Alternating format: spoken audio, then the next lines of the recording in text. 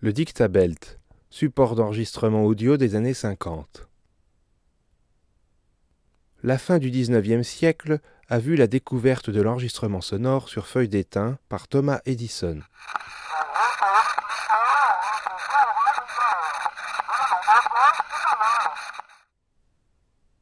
Au début du XXe siècle, les premiers enregistrements sont apparus dans le public sous forme de cylindres de cire rigides d'une durée de 3 minutes pour la plupart. La fragilité du support nécessitait un bon outillage et des manipulations soigneuses. Le sillon des cylindres résulte d'une gravure verticale en profondeur. Dépourvue d'amplification électronique, la machine de lecture donnait une reproduction sonore de faible qualité par des moyens exclusivement mécaniques.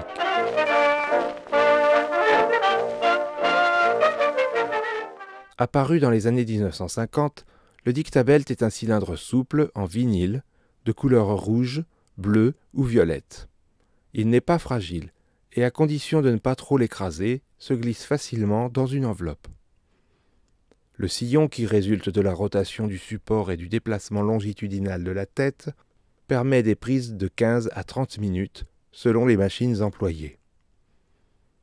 Les premières machines, avec des électroniques à lampe, étaient assez volumineuses. Elles comptaient beaucoup de petites mécaniques. L'insertion d'un Dictabelt se fait en poussant le support autour des guides.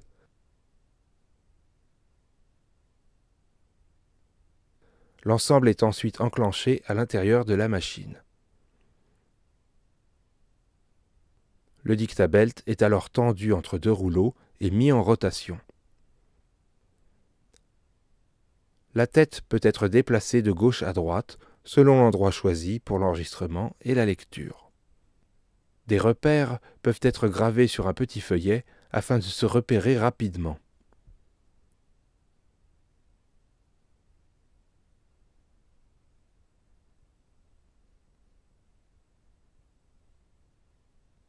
Quelques années plus tard, avec l'arrivée du transistor, des machines plus petites et plus légères sont apparues.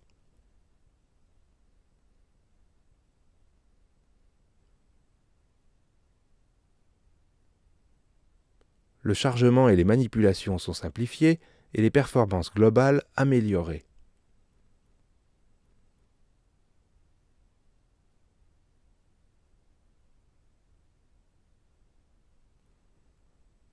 Après positionnement de la tête, la télécommande permet la lecture et l'enregistrement.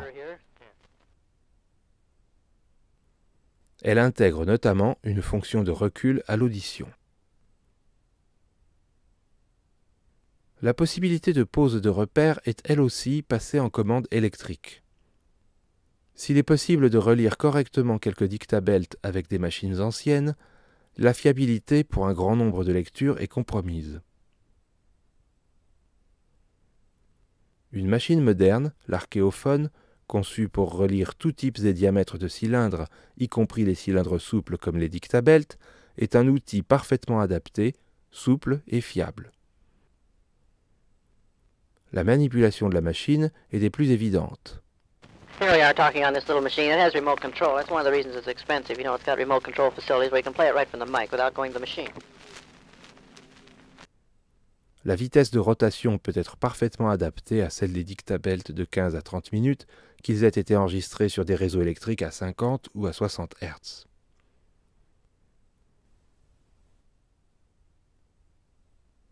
Les pointes de lecture, interchangeables, sont choisies pour obtenir le meilleur signal sur le minimum de bruit de surface. La lecture avec une tête stéréo permet de meilleures restaurations ultérieures. La pose du Dictabelt sur le mandrin est simple et facile.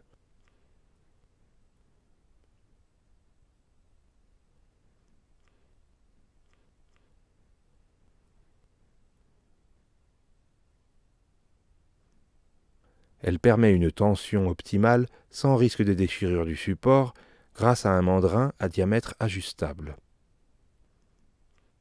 Pour le cas où un support serait plié, de sévères cloques ou crépitements altéreraient le signal à chaque tour de cylindre. Une légère tension supplémentaire des mors du mandrin appliquée sur toute la largeur du Dictabelt permet d'en réduire efficacement les incidences négatives, sans écrasement mécanique du support et sans chauffe pour ramollir ou détendre le vinyle. En somme, l'archive n'est pas détériorée. Par ailleurs, la possibilité de lecture en arrière permet, après retournement électronique du signal, de récupérer les toutes premières secondes de son gravé. L'archéophone est donc l'outil de lecture idéal pour tirer le meilleur de ces cylindres souples.